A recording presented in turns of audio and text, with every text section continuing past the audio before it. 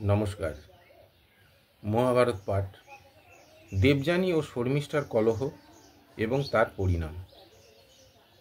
বৈশম্পায়ন বললেন, জন্মেজয়, কচ সঞ্জীবনী বিদ্যায় সিদ্ধ হওয়ায় দেবতারা অত্যন্ত আনন্দিত হলেন।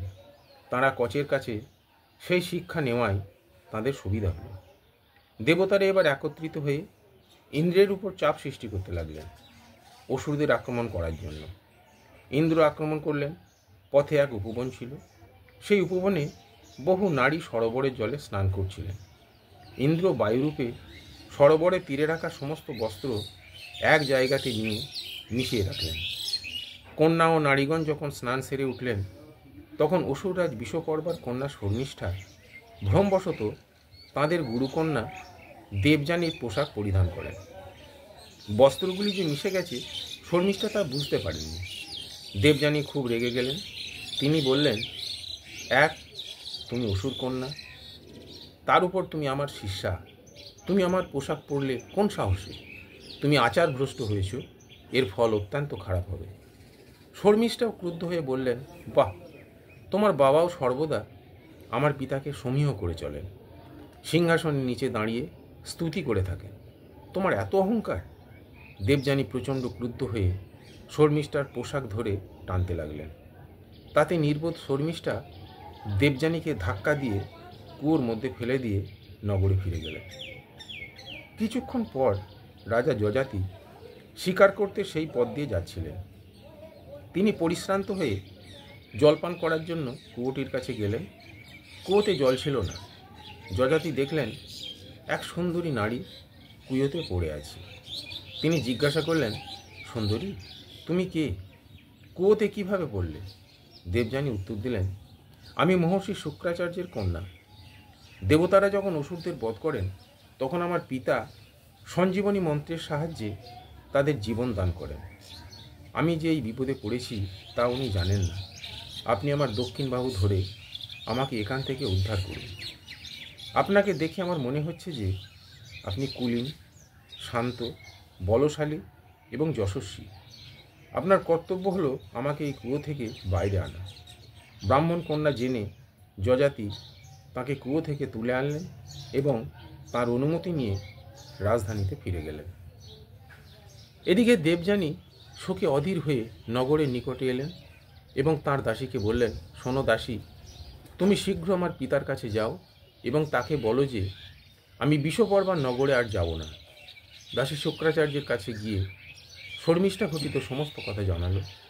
দেবযানীর দুর্দশার কথা শুনে শুক্রাচার্য অত্যন্ত দুঃখিত হলেন। তিনি কন্যার কাছে গিয়ে তাকে আলিঙ্গন করে বললেন, মা, সকলকেই তার নিজ নিজ কর্মের ফলস্বরূপ সুখ ও দুঃখ ভোগ করতে হয়। মনে হয় তুমিও কিছু অনুচিত কর্ম করেছ, যার জন্য তোমাকে এই প্রায়শ্চিত্ত করতে হলো। দেবযানী বললেন, পিতা, এটি প্রায়শ্চিত্ত হোক বা না হোক, আমাকে একটা কথা বলুন।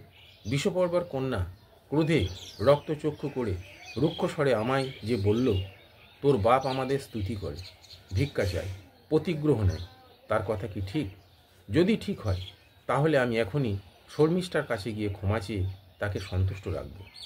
শুক্রাচার্য বললেন, মা, তুমি স্তাবক, ভিখারি বা দান গ্রহণকারীর কন্যা নও। তুমি এই পবিত্র ব্রাহ্মণের কন্যা, যে কখনো কারোর স্তুতি করে না, বরং সকলের তাকে স্তুতি করে। বিশ্বকর্মা, ইন্দ্র এবং রাজা যযাতি এসব কথা জানেন। অচিন্তনীয় ব্রাহ্মণত্ব এবং নির্দ্বন্দ্ব ঐশ্বর্যই আমার বল। ব্রহ্মা প্রসন্ন হয়ে আমাকে এই বল দিয়েছেন। ভূলোক এবং স্বর্গলোকে যা কিছু আছে, আমি সব কিছুরই স্বামী। আমি প্রজাহিতের উদ্দেশ্যে বর্ষার সৃষ্টি করি এবং আমি বৃক্ষাদির পোষণ করি। আমি এই সত্য কথা বলছি। তারপরে শুক্রাচার্য দেবযানীকে বোঝাতে লাগলেন, যে ব্যক্তি নিজের নিন্দা শুনে বিচলিত হয় না, সে প্রকৃতপক্ষে বিশ্বজয়ী হয় যেন। যে জ্বলন্ত ক্রোধকে ঘোড়ার মতো বশ করে, সে সত্যকার সারথি। যে ব্যক্তি ক্রোধকে ক্ষমার দ্বারা শান্ত করে, সে সত্যকার পুরুষ। যে ক্রোধকে দাবিয়ে রেখে নিন্দা সহ্য করে এবং অন্যে বিরক্ত করলেও দুঃখিত হয় না, সে সব পুরুষার্থের অধিকারী হয়।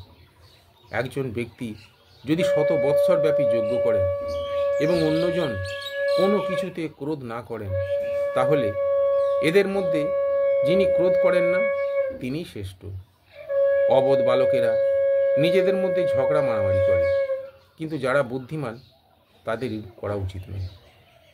দেবযানী বললেন, আমার জ্ঞান যত কমই হোক, তবুও ধর্ম অধর্মের পার্থক্য বুঝি।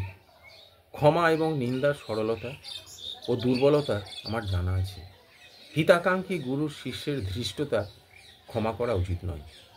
আমি এই ক্ষুদ্র বিচার সম্পন্নদের সঙ্গে সেই জন্য আর থাকতে রাজি নই। যারা কারো সদাচার ও কৌলীনের নিন্দা করে, আমি তাদের মধ্যে বাস করতে রাজি নই। সেখানেই থাকা উচিত যেখানে সদাচার ও কৌলীনের প্রশংসা হয়। দেবযানীর কথা শুনে কোনো কিছু বিচার বিবেচনা না করে শুক্রাচার্য বিষপর্বার সভাস্থলে গেলেন এবং ক্রোধান্বিত হয়ে বললেন, রাজন, যে অধর্ম করে সে যদি তৎক্ষণাৎ তার ফল নাও পায়, পরে তাকে তার ফল ভুগতেই হয়। একে তো তোমরা সেবাপরায়ণ বৃহস্পতির পুত্র কচকে বধ করেছ, তারপরে আমার কন্যাকেও বধ করার চেষ্টা করেছ। আমি আর এই দেশে থাকতে পারবো না। আমি তোমাদের ছেড়ে চলে যাচ্ছি।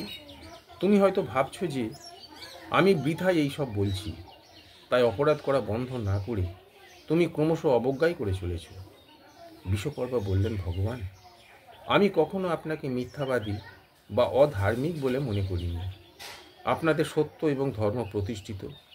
যদি আপনি আমাকে পরিত্যাগ করে যান, তাহলে আমি সমুদ্রে প্রাণ বিসর্জন দেব। আপনি ছাড়া আমার আর কেউ নেই। শুক্রাচার্য বললেন, দেখো রাজা, তুমি সমুদ্রে ডুবে মরো অথবা দেশান্তরী হও, আমি আমার প্রিয় কন্যার অপমান সহ্য করতে পারবো না। আমার কন্যাই আমার প্রাণ। তুমি যদি ভালো চাও তাহলে ওকে প্রসন্ন করো। বিষপর্বা দেবযানীর কাছে গিয়ে বললেন, দেবী, তুমি প্রসন্ন হও। তুমি যা চাইবে আমি তাই দেব। দেবযানী বললেন, 1000 দাসীর সঙ্গে শর্মিষ্ঠা আমার সেবা করবে। আমি যেখানে যাব সেখানেই সে যেন আমার অনুগমন করে। বিষপর্বা শর্মিষ্ঠার কাছে এই খবর পাঠালেন। সংবাদদাত্রীকে জানালো, বিষপর্বা বলে পাঠিয়েছেন, কল্যাণী, এসো, নিজের জাতির কল্যাণ করো। শুক্রাচার্য তাঁর শিষ্যদের ছেড়ে চলে যাচ্ছেন। তুমি এসে দেবযানীর মনোবাসনা পূর্ণ করো। শর্মিষ্ঠা বললেন, ঠিক আছে, আমি রাজি। আচার্য এবং দেবযানী এখান থেকে যেন চলে না যান, আমি ওদের সকল ইচ্ছাই পূর্ণ করব। শর্মিষ্ঠা দাসীর বেশে দেবযানীর কাছে গিয়ে বললেন, আমি এখানে এবং তোমার শ্বশুরালয়ে গিয়েও তোমার সেবা করব। দেবযানী বললেন, কেন? আমি তো তোমার পিতার ভিক্ষা প্রত্যাশী, স্তাবক এবং প্রতিগ্রহ গ্রহণকারীর কন্যা, আর তুমি রাজকন্যা। এখন আমার দাসী হয়ে থাকবে কি করে? শর্মিষ্ঠা বললেন, আমি আমার বিপদগ্রস্ত জাতির কথা ভেবেই তোমার দাসী হতে রাজি হয়েছি। বিবাহের পরেও আমি তোমার সঙ্গে গিয়ে তোমার সেবা করব। তখন দেবযানী সন্তুষ্ট হয়ে পিতার সঙ্গে নিজেদের আশ্রমে ফিরে এলেন। নমস্কার।